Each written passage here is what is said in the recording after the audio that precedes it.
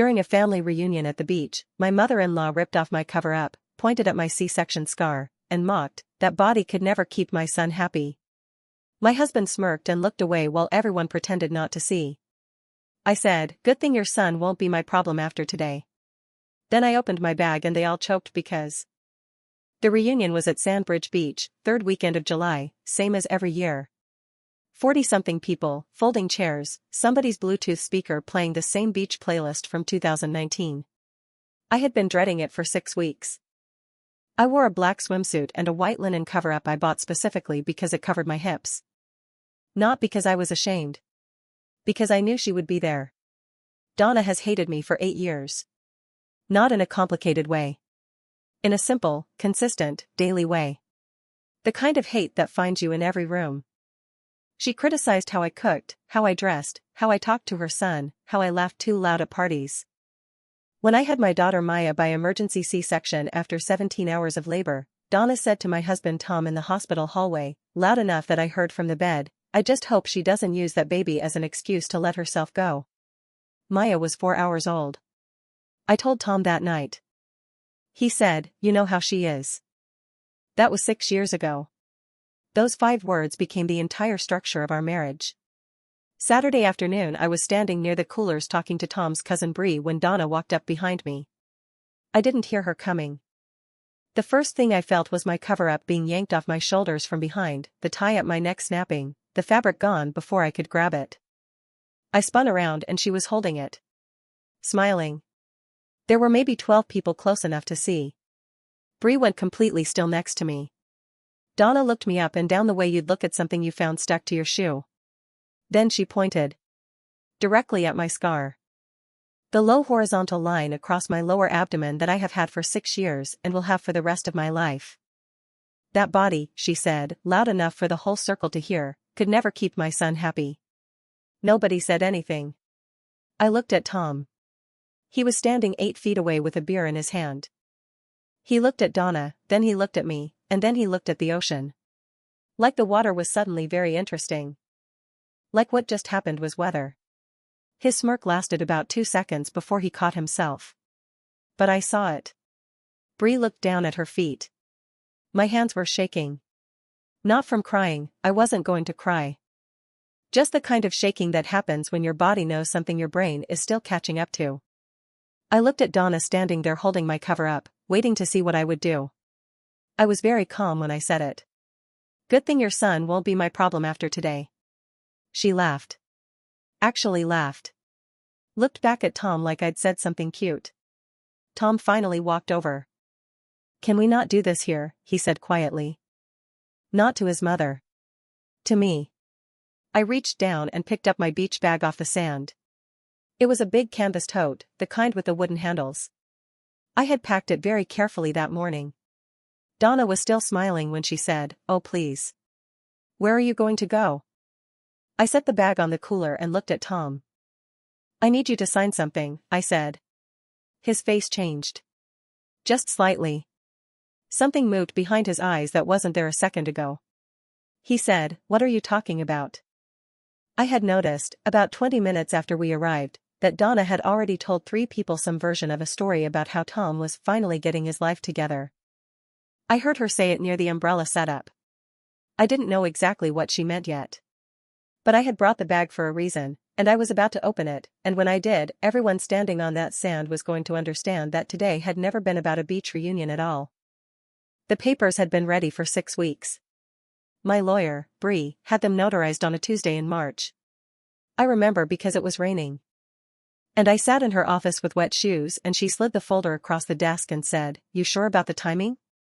I told her I'd know when. She nodded and didn't ask again. I had chosen the reunion on purpose. Tom's family did this every June. Same beach, same stretch of rental houses, same folding tables pushed together in the sand. Donna had been planning this one for months, calling it a fresh start celebration to anyone who would listen. I knew because she copied me on exactly 0 of those calls and I heard about every single one through Tom's cousin Maya, who had been texting me quietly since February. Maya knew something was wrong before I said a word. She saw Tom's face at Christmas when Donna made the joke about my cooking. She saw him laugh. She was the only one I told. You're doing it at the reunion, Maya said. She wasn't asking. Yes. She was quiet for a second. Then she said, tell me what you need. What I needed was a witness who would stay in the room. She said okay. The house equity had already been calculated. We had bought the place in 2019 for $380,000. Current value was $541,000. The split was in the papers. Tom's name was on the mortgage but mine was on the deed too, and Bree had made sure every number was exact and documented before I signed anything. Tom didn't know I had spoken to a financial advisor in January. He didn't know I had opened a separate account in February. He didn't know that the direct deposit I quietly redirected in March was sitting in that account, untouched, adding up to $14,200 by the morning of the reunion. He thought I was sad. He thought I was managing it. That was the thing about Tom. He mistook quiet for giving up. The 2 weeks before the reunion, he was almost sweet. He asked if I was okay twice. He brought home dinner once without being asked. I think he thought something was shifting between us, some pressure releasing. He told his mother things were smoothing out. She texted him back a single thumbs up. I saw it on his screen when he left his phone on the counter. The morning of the reunion I was up at 6. I packed the bag slowly. The papers were in a manila envelope, already tabbed with the signature lines. I put them at the bottom, flat, under a towel and 2 bottles of sunscreen. I put my sunglasses on top. I put my keys in the front pocket where I could reach them in 4 seconds. Maya texted me at 7:14 a.m. I'm already here. Donna's got her whole thing going. She told 3 people Tom's starting a new chapter. I typed back, good. I didn't know yet what new chapter meant. I found out when we arrived and I heard Donna near the umbrella setup, talking to Tom's uncle in a low voice about how Tom had been looking at a place closer to us. Meaning closer to her. Meaning Tom had been having a conversation with his mother about relocating, without once saying a word to me about it. I felt my hands go still at my sides. Not shaking. Just completely still. The kind of still that happens when something you suspected out loud finally lands as true. I didn't say anything. I walked back to where our chairs were and I sat down and I watched Donna work the reunion for the next 40 minutes. Laughing. Touching people's arms. Holding court in the way she always did when she felt completely safe. She felt very safe. That was when she came over to me. I was standing up to get a water from the cooler. She walked straight at me with that particular smile she had, the one that meant she had an audience and she knew it. She grabbed the hem of my cover-up before I even registered what she was doing. Pulled it up. Pointed. That body could never keep my son happy. Tom was 6 feet away. He smirked. Looked at the water. Looked at the sand. Looked everywhere that wasn't me. I pulled my cover-up back down. I was very calm. I said what I said. Donna laughed. Tom walked over and said, "Can we not do this here?" To me. Not to her. To me. I picked up the bag. I set it on the cooler and I looked at Tom and I said I needed him to sign something. His face changed. Behind us, Maya had stopped moving. She was standing near the drink table with her cup in her hand, not drinking, watching. Donna was still smiling. Still thought this was a scene I would lose. I reached into the bag. I pulled out the envelope. It was a regular manila envelope, the kind you'd use to mail a bill. I had sealed it myself 3 weeks ago in the parking lot of my attorney's office while sitting in my car listening to the radio like it was any other Tuesday. I set it on the cooler between us. "Tom," I said. "Those are divorce papers. They were filed Thursday morning. You've been served." He looked at the envelope. He didn't pick it up. What? Not a question. Just the word. Donna's smile didn't move yet. She was still running on the script where she wins. She looked at Tom, waiting for him to do something that would make this make sense. He didn't. "Maya witnessed my signature 2 weeks ago," I said. "She's been holding the second copy." Donna's head turned toward Maya. Maya set her cup down on the drink table. Slowly. She reached into her tote bag and pulled out a second envelope, identical to mine, and held it at her side without saying anything. She didn't look at Donna. She looked at me. That was the second Donna understood this wasn't a scene. You planned this. Her voice came out different. Flatter. You planned this here, at a family, you grabbed my cover-up in front of 40 people, I said. You pointed at my scar. You said it out loud. So yes. Here. Her face went tight. The smile was gone. She turned to Tom. Tom, say something. Tell her, what do you want me to say, Mom? That was the first time I'd heard him sound lost in 4 years. Donna took a step toward me. Her voice dropped like that would help. You are not taking those children away from me. I will, you'll what? I asked. She stopped. She had nothing. She'd spent so many years not needing anything because Tom had always just absorbed it, and now Tom was standing next to an envelope with his name on it and she had nothing. Those children are my grandchildren, she said. Louder now. A few people near the drink table had stopped talking.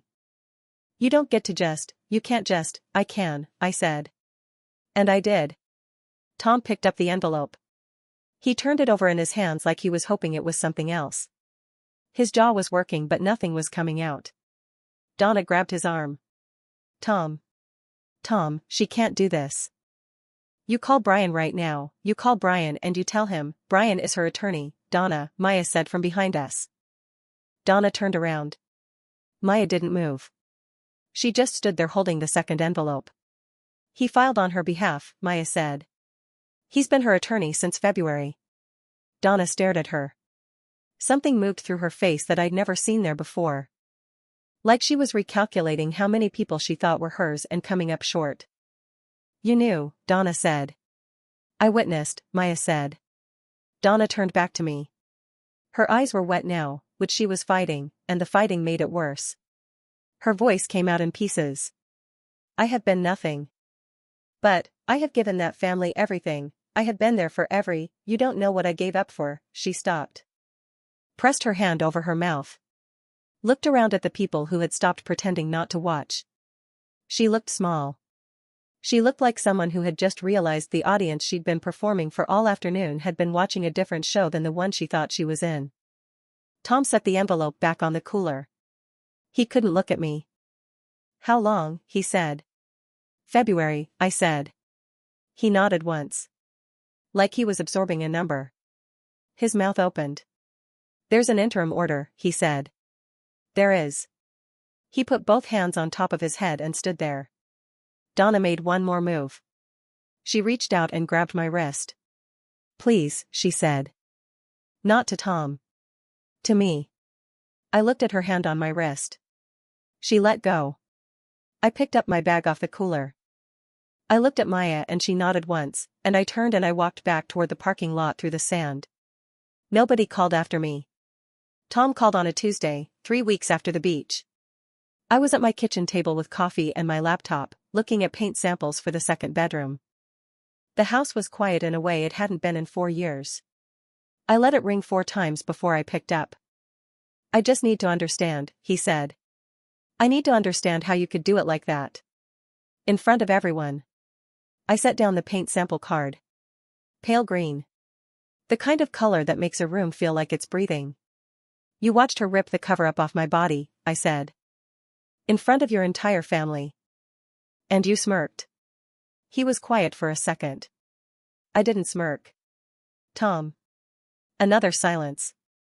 Longer. She's not doing well, he said. She's not eating. She calls me every night and she's not okay. I felt nothing move in my chest. That was new. 3 months ago that sentence would have sent me to the kitchen floor. Now it just sat there, flat. That's between you and her, I said. Bree. His voice cracked on my name. We have 6 years. You can't just, I didn't know you were that unhappy. If I had known, you knew, I said. Every time I told you what she did and you said I was too sensitive. You knew. He didn't answer that. The equity transfer clears Friday, I said.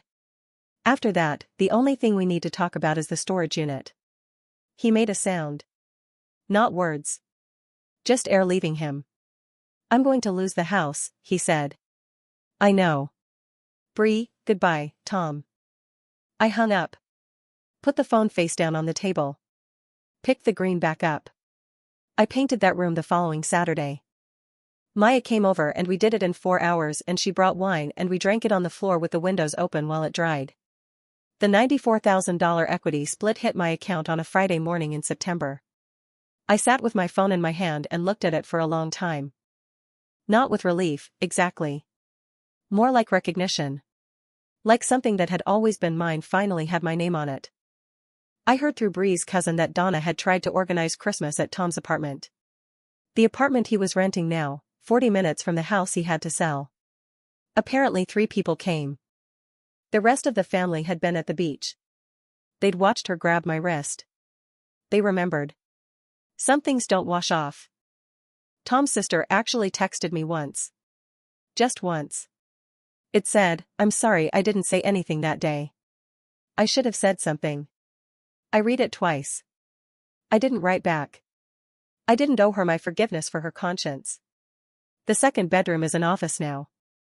I have a desk by the window that looks out at the backyard. In the mornings I sit there with coffee and it's so quiet I can hear the neighbor's dog 2 yards over. I don't miss the noise.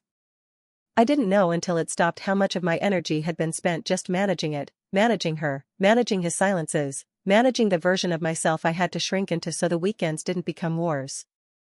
The scar is still there. It will always be there. It's the place where they took my daughter out of my body. That's what it is. That's all it ever was. Donna wanted it to be something ugly. Something that proved a point she needed to make about me. She lost her son's marriage over it. She lost access to my daughter. She lost the audience she thought would clap. All I lost was the weight. I walked to my car that day and I didn't look back once.